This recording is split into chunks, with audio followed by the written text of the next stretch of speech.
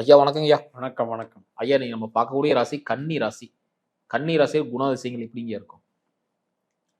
ராசியிலேயே இருக்கு. ம். மென்மை அந்த தன்மை அவங்களுக்கு உரித்தானது. ரிசர்வ் டைப்ன்னு சொல்லலாம். ம். ஆனா நாலேட்ஜ், ம். சர்வீஸ் மைண்டட் ம். இதெல்லாம் பொது பலன் ம். கன்னி ராசிக்கு. நட்சத்திர ரீதியாக பார்க்கும்போது, அவங்களுக்கு அட்மினிஸ்ட்ரேஷன் கெப்பாசிட்டி, ம். அதே மாரி பொதுஜன தொடர்பு மற்றும் எந்த அளவுக்கு ஹார்ட் ஒர்க் பண்ணலாம் அப்படிங்கிறத யோசிக்கக்கூடிய. ம். அதாவது புதன் தான் மிதுன புதன்ங்கிறவரு கம்யூனிகேஷன் ஸ்கில்லு. கன்னி புதன் அப்படிங்கிறவர் அந்த கணக்கு வழக்குன்னு சொல்கிறோம் இல்லையா, ம். அட்மினிஸ்ட்ரேஷனை எப்படி கொண்டு போகலாம், ம். அது மாதிரி ஒரு திறமை இருக்குது கன்னியினுடைய தன்மை. ஆனால் இவங்களுக்கு பாருங்க மிதனத்தை மாதிரியே தான் 4 பக்கம் கார்னரும் உபயம். ம். 4ஆம் இடம் என்கின்ற தாய் சொந்த ஊர், 7ஆம் இடம் என்கின்ற மனைவி கஸ்டமர் பார்ட்னர், அதே மாதிரி 10ஆம் இடம் என்கின்ற சொந்த தொழில், இது எல்லாமே அன்ஸ்டேபிள். அப்போ முக்கியமான ஸ்தானம் ஒரு ஜாதகருக்கு 4, 7, 10 தான். இந்த 4, 7, 10 உபயமாக வரும்பொழுது இவங்களுக்கு வாழ்க்கை திறமை இருக்குப்பா, ஆனால் உனக்கு வாய்ப்பு இல்லை அப்படின்ற வார்த்தையை சொல்லுது காலம். அதுதான் கண்ணினுடைய தன்மை. பட்டு ரொம்பவுமே மேதாவிலாசம் கொண்டு ஜெயிக்கிறவங்க வாழ்க்கை, அதில் ஒன்றும் சந்தேகம். சிறப்புங்க ஐயா. ஐயா இவங்க பொருளாதாரம் எப்படிங்க இருக்கு? அபரிமிதமாக சம்பாதிக்கக்கூடிய யோகமும் இருக்கு. ம். ராகுவும் குருவும் கெட்டு போனால் ம். பாதகத்தை செய்யக்கூடிய அமைப்பும் இருக்கு. நம்பி ஏமாறுறது, ம். பெருத்த நஷ்டமாகிறது, ம். ஆசைப்பட்டு மோசம் போகிறது, இதெல்லாம் ராகு குரு செய்வாங்க. ராகு குரு நல்ல ராகு குருவாக இவங்க ஜாதகத்தில் அமைந்து இவங்களுக்கு மிகப்பெரிய திசைகள் நடந்ததுன்னா, ம். கிட்டத்தட்ட ராகு 18 வருஷம், குரு 16 வருஷம், அந்த மிடில் ஏஜில் வந்ததுன்னா ம். அபரிமிதமாக டெவலப் பண்ணிடலாம். ம். அதில் யோகமும் இருக்குது. அதனால் பொருளாதாரம், வேலைவாய்ப்பு, தொழில் பலம் இதெல்லாம் என்னை கேட்டால் ஏஜென்சி மாதிரி செயல்படலாம். ம். இப்போ ஒரு டிஸ்ட்ரிபியூட்டர், ஒரு நம்பர் 2 பிஸ்னஸ்ன்னு சொல்லுவாங்க இல்லையா, ரெண்டாவது நபராக இருக்கிறது, ம். அதாவது சபார்டினேட்டாக இருக்கிறது. மெயின் டீலர் ஒருத்தர், நான் சப் டீலருங்க அப்படின்னு சொல்கிற மாதிரி, அந்த மாதிரி வேலைகள் செஞ்சாங்கன்னா நல்லாயிருக்கும். சொந்த உற்பத்தி, சொந்த இடம் சாஸ்வதமாக பண்ணணும்னு நினைக்கிறவங்களுக்கு தான் பிரச்சனை வருது. ஏன்னா இந்த 10ஆம் இடம் ஸ்டேபிள் இல்லை. அதனால் அதே உறவு, அந்த நட்பு, உறவு நட்பு அப்படின்னு எடுக்கும்போது ஒரு மாதிரி நட்பு, மூத்த வழி சகோதரம் மற்றும் மாறிக்கிட்டே இருப்பாங்க. நட்பினுடைய நிலைமைகள் பார்த்திங்கன்னா மாறிக்கிட்டே இருப்பாங்க. மூத்த சகோதரத்தில் எடுத்துட்டாலும் சமயத்துக்கு உதவி பண்ணுவாங்களோ ஒழிய, அதாவது உதவின்னு சொல்ல முடியாது, சமயத்துக்கு ஒரு கான்டாக்டை வச்சுக்குவாங்களோ ஒழிய ரொம்ப அட்டாச்மெண்ட்டாக இருக்க முடியாது. அதனால தான் இவங்க முக்கியமாக ரிசர்வ் டைப்பாக போகிறதுக்கு காரணம்.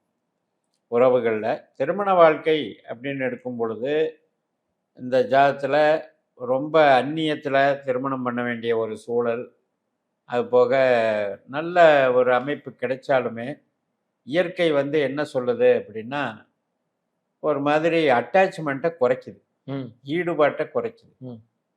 ஏன்னா இங்கே இருக்கிற புதன், அங்கே இருக்கிற குரு ராசி ரீதியாக, இங்கே இருக்கிற நட்சத்திரம் சூரியன் சந்திரன் செவ்வாய், அங்கே இருக்கிறது பாருங்க சனி புதன், அதாவது குரு சனி புதன், இதெல்லாம் பாதகத்தன்மை கொடுக்குது.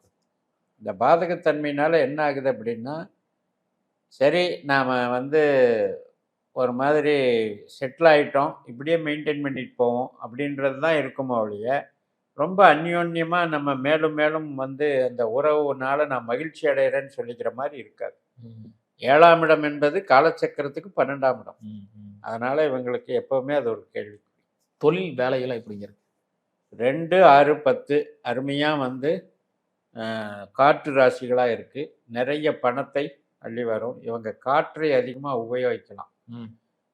ஃப்ளைட்டில் போகிறது வர்றது, அல்லது நம்ம இந்த காற்று விசை சம்மந்தப்பட்ட தொழில்கள் செய்கிறது. இப்போ ஹைட்ராலிக் ப்ரெஷர்ஸ் எல்லாம் இருக்கு இல்லையா, அது மாதிரி கேஸ் இதெல்லாம் இது பண்ணுறதெல்லாம் பண்ணலாம். 2, 6, 10 காற்று ராசிகளில் ராகுவும் குருவும் சிறப்பாக இருக்கணும். இந்த அமைஞ்சதுன்னா இவங்களுக்கு மிகப்பெரிய டெவலப்மெண்ட்டு நல்லாயிருக்கும்.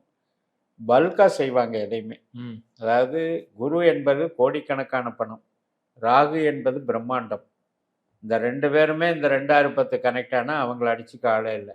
பார்த்தா என்னதான் உபய லக்னமாக இருந்தாலும் இவங்களுடைய வளர்ச்சி அபரிமிதமாக இருக்கும். ஈவன் ஒரு இடத்துல போய் வேலை பார்த்தா கூட முதலாளிக்கு நிகராக சம்பாதிச்சிருவாங்க. ஓ 6ஆம் இடம் என்பது அவ்வளவு பவர்ஃபுல்லாக வேலை செய்யும். அதே மாதிரி மூளை உழைப்பு சார்ந்த பணிகள் செய்கிறாங்க அப்படின்னா அவங்களுக்கு வந்து சூரியனோ சந்திரனோ செவ்வாயோ இதெல்லாம் வந்து இந்த 2, 6, 10 கனெக்ட் ஆகிருக்கும். ஒன்று துலாத்தில் இருக்கும், இல்லைன்னா கும்பத்தில் இருக்கும், இல்லைன்னா மிதுனத்தில் இருக்கும். சூரியன் சந்திரன் செவ்வாய் இந்த மாதிரி இருக்கிறவங்க பார்த்தீங்கன்னா அதிகாரத்தில் மேலே மேலே டெவலப் ஆகிடும். சிறப்புங்க. பலவீனம் எது பார்க்குறீங்க? 8ஆம் அதிபதியே செவ்வாய் தான். 8ல் இருக்கிற கிரகமே சுக்கிரன் தான், அதான் நட்சத்திர கிரகம். அப்போ கேது சுக்கிரன் வந்து நெகட்டிவாக இருக்கு. அப்போ எதனால் அப்படின்னா அந்த ஆடம்பரமான பொருட்கள் ஆடம்பரமான விஷயத்தில் ஈடுபடுறது, பெண்களை சம்மந்தப்பட்டு வரக்கூடிய பிரச்சனைகள் இதெல்லாம் பலவீனம். பலம் ஒரு ஜாதத்தில் சுக்கிரன் கெட்டு போச்சுன்னா இயற்கையிலேயே பருவ வயதிலே ஆனாலும் சரி, மற்ற நவீனம் படுத்திக்கிட்டு வர்றோம்ல, இன்னைக்கு ஒரு வண்டி வாங்கினா கூட இன்னைக்கு அப்டேட்டடாக வாங்குறோம்.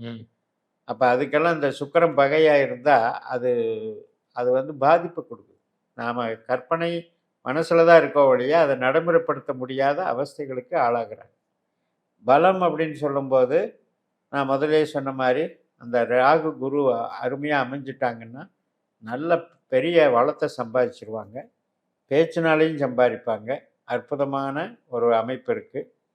அதே மாதிரி சூரியன் சந்திரன் செவ்வாய் இவங்க வந்து 2, 6, 10 தொடர்பாகி, ராகு குருவும் 2, 6, 10 தொடர்பாகி எல்லாமே காற்று ராசிகளில் இவங்களுக்கு கிரகங்கள் அமைந்தால் அற்புதமான வாழ்க்கை வாழக்கூடிய இதுதான் பலம்.